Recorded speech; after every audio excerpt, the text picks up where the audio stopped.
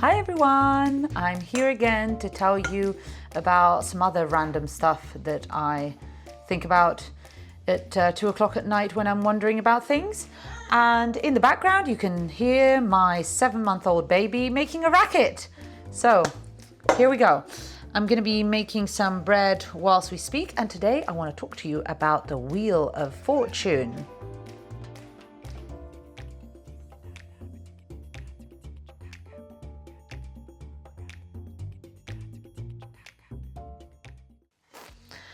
Okay, so in Siena, there is city in Tuscany. There is one of the most beautiful cathedrals, in my opinion, ever, and certainly one of the most beautiful ones in Italy. And in the Cathedral of Siena, the cathedral is very much known for the floors, okay? The floors of the cathedral are really gorgeous with these beautiful works of what's called commisso and graffito. So basically, commisso is the juxtaposition of stone of different colors in a way, a bit like a puzzle to create a design, which is different from mosaic where there's lots of little bits. These are shapes which are already cut in the shape of the area that they want to occupy, and by putting them together you create a design, okay? And then graffito is where the word graffiti today comes from, actually. It's where you scratch, you make basically some some scratches into a material, in this case into the stone which is used here. And the grooves that you scratch in are the designs which you're then going to fill in with graphite to create a design, basically, okay? I don't know if I explained that very well, but you can let me know in the comments below if that makes sense. So the floors of the cathedral are covered in designs made putting together these two techniques, and they are mind-blowing, really beautiful. One of my favorite designs that you find on these floors is the Wheel of Fortune. Now, the Wheel of Fortune is a theme that you see. Sorry, I was about to add the salt, but that salt I'm going to add later. The Wheel of Fortune is a theme which you find throughout the Middle Ages up until to this day.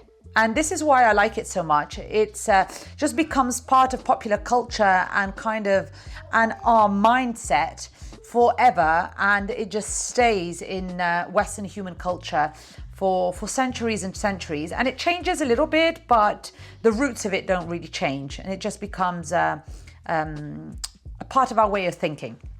So it's popularized the concept, the personification of, so the way you would describe it in an image, basically, the concept of fate, of luck, of fortune. It becomes popularized in the 6th century, in which by Boethius, which I don't know if I pronounced that properly, but Boethius describes fortune as a woman who is turning a wheel.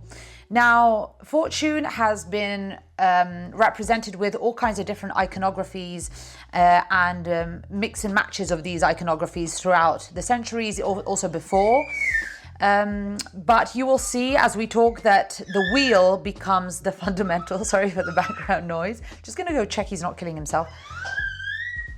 Yeah, he's fine, and I've reappeared with some water. So, yes, so basically with time, the wheel becomes the preferred way of describing and of representing fortune.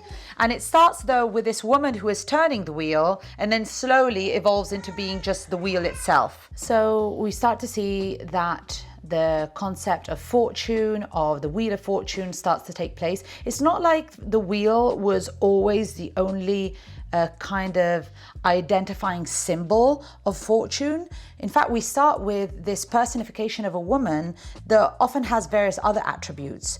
For example, she can be represented standing on a globe, or with her eyes covered so she can't see. Sometimes she's described as deaf, dumb and blind. Okay, even on the same floor, on the floor of the Duomo of Siena, there's even another representation of fortune in another context, because it's this representation in particular It's supposed to be a metaphor of the mountain of wisdom.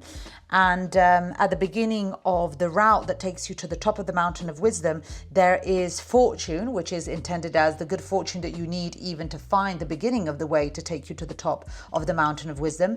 And she is a woman, the personification of fortune, with her foot on a globe and carrying a cornucopia, which is going to be an element with which we start to recognize fortune later on, more in the Renaissance period and in the 17th century. That's when we start to see the cornucopia as one of the symbols of fortune.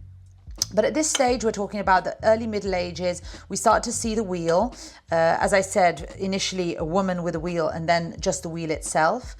And we start to see even the Catholic Church concerned with this concept of fortune almost as its individual identity, almost as its own deity, which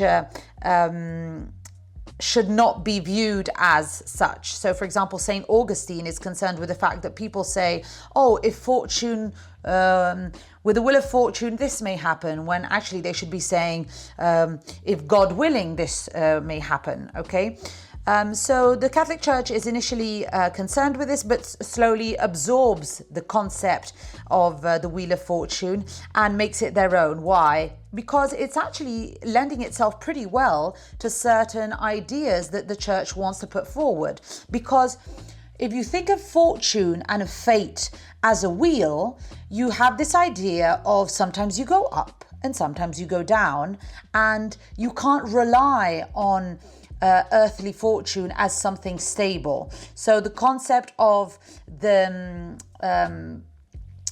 impermanence and the fickleness of fortune lends itself pretty well to the teachings that Christianity is trying to push forward. In fact, we start to have the description and the idea of fortune as a wheel that turns with human beings hanging on to it. So we start to have fortune as you see it on the floor of the Duomo of Siena, with a human being hanging to one side, the one going up.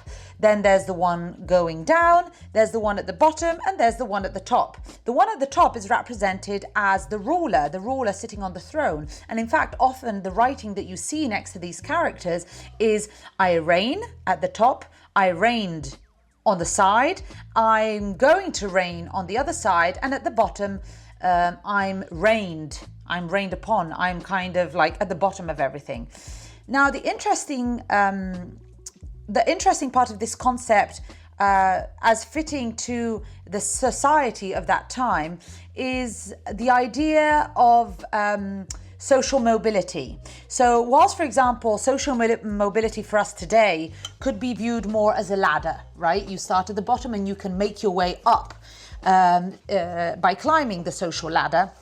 At the time, it was viewed as a wheel. So for you to go up, someone else has to go down. This is because there was only a limited amount of resources. So you being able to gain and to climb the what we today call a ladder meant, in the concept of the people of the Middle Ages, that someone else had it to lose that position. So in a way, Christianity viewed and society viewed social climbers, people that were wanting to climb the steps of society, who wanted to enhance their social position, as there was a negative view upon them, because not only were they trying to upheave the position, the natural position of people within the hierarchy of society, they were trying to do that at the loss of someone else, because by them gaining, someone else had to lose that position. Now, this is important because during the late Middle Ages, we see two things happen.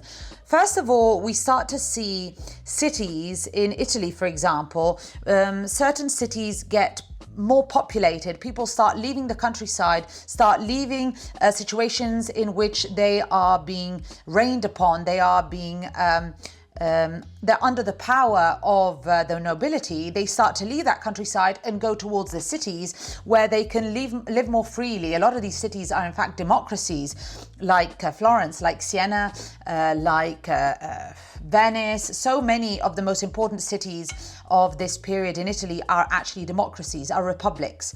So these people go to populate these cities that are ruled by artisans and merchants. And so we start to see an upheaval of society. Now we start to have people which were at the bottom of society before, who are rich, who are powerful, who are ruling the city, and noble people are actually actively kept away from power. So this is viewed, for some it's fantastic, for some it's seen as a little bit scary. So in a way, this wheel is a way also to demonstrate how fortunes can be changing so fast, and your position in society can be changing so fast. It's also often viewed as a way like something that rulers should think about, bad rulers especially, that like you may reign now, but your position as a ruler may fall very, very fast. So it's definitely like a lesson for many, and viewed as a lesson on behalf of the church, on behalf of people within politics. So it lends itself to many contexts. Now, something else happens during the Middle Ages is that the population, which had been growing immensely for the past centuries, finds itself within a few years halved during the plague. We have an excellent video about the plague, by the way, if you want to go watch it. And so again, that is often the wheel of fortune is even represented, is used to represent metaphors concerning the plague in centuries after the plague. So this quick turns that fate can have and that fortune can have is something which is very much present in people's minds during these years, where such big social changes can happen in such a little amount of time, and to everyone, because the plague was something that certainly affected all stratas of society, and like the blind fate or blind fortune affected you whether you were poor or whether you were rich.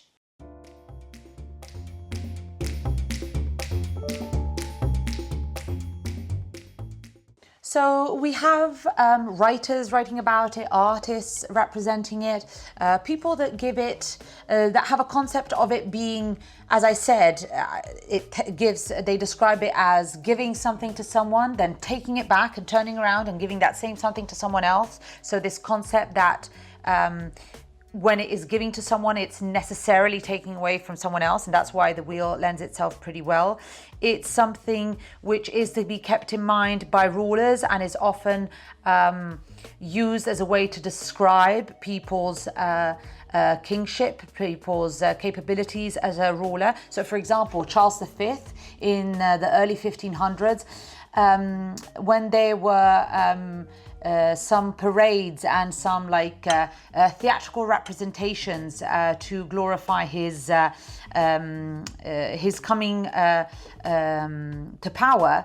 There was these representations where there would be a wheel, and there would be representations, women that were supposed to represent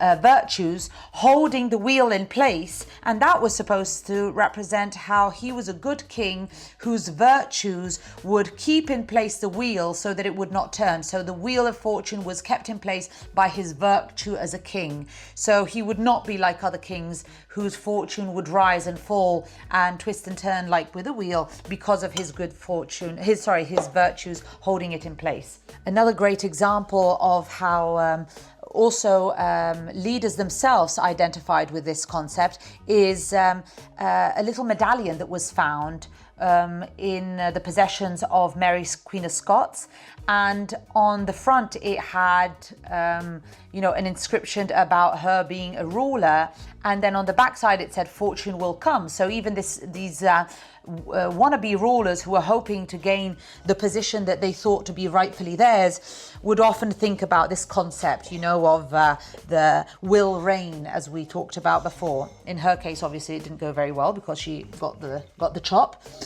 And we really start to see this becoming a symbol in everyone's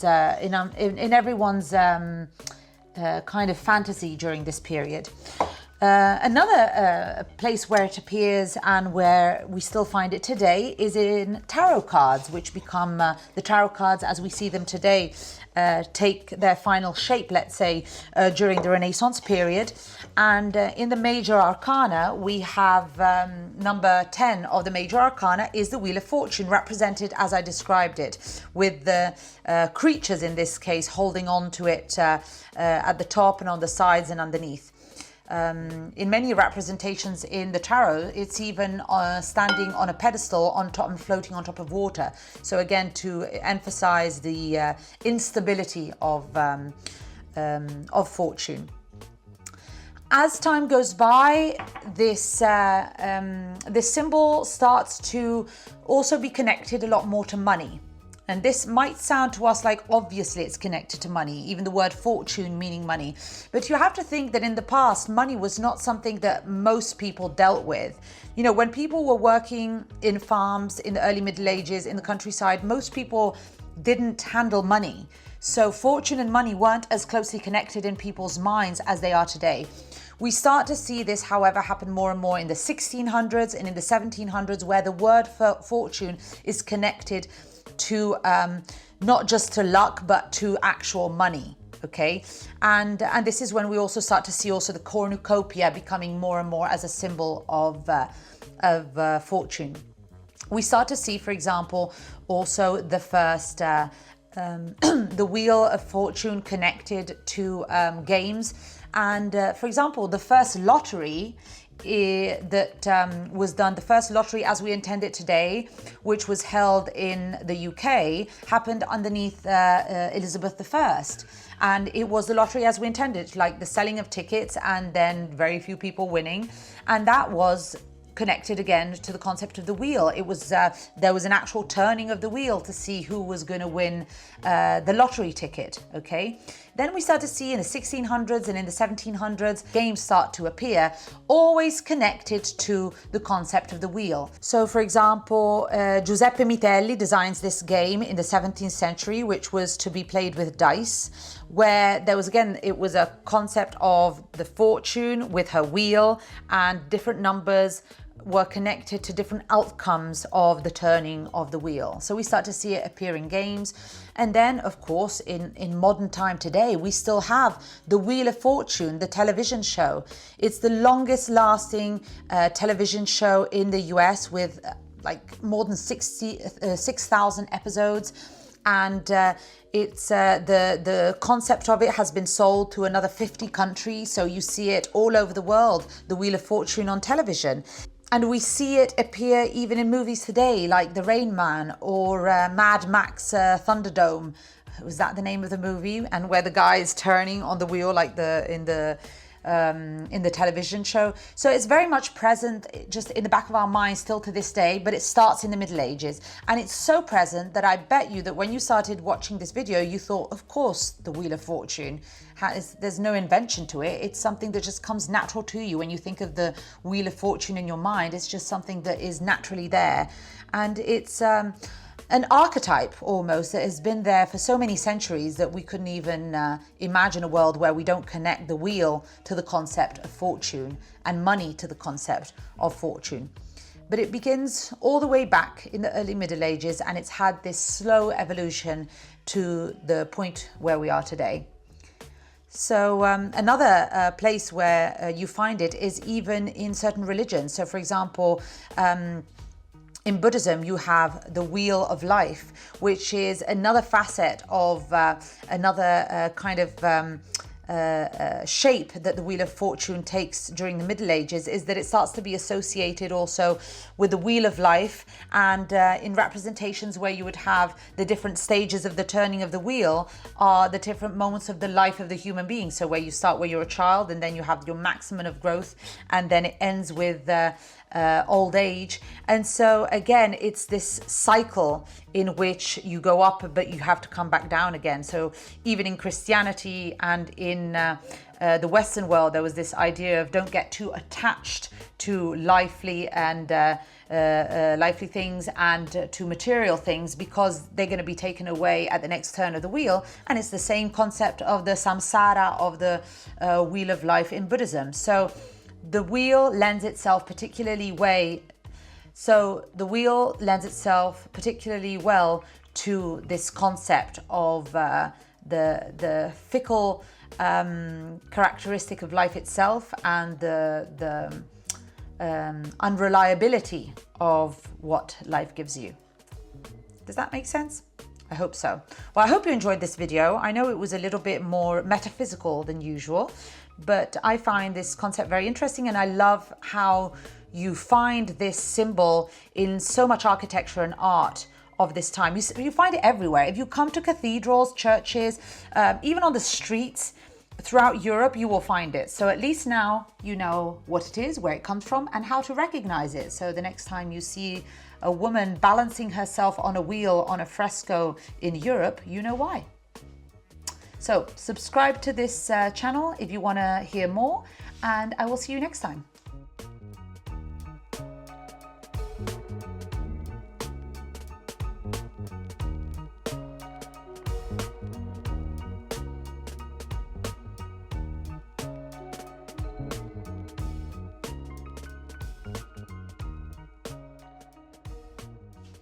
I forgot to make the bread, but here it is now. Now I'm just going to let it rise, and then I'll put it in the oven. Bye.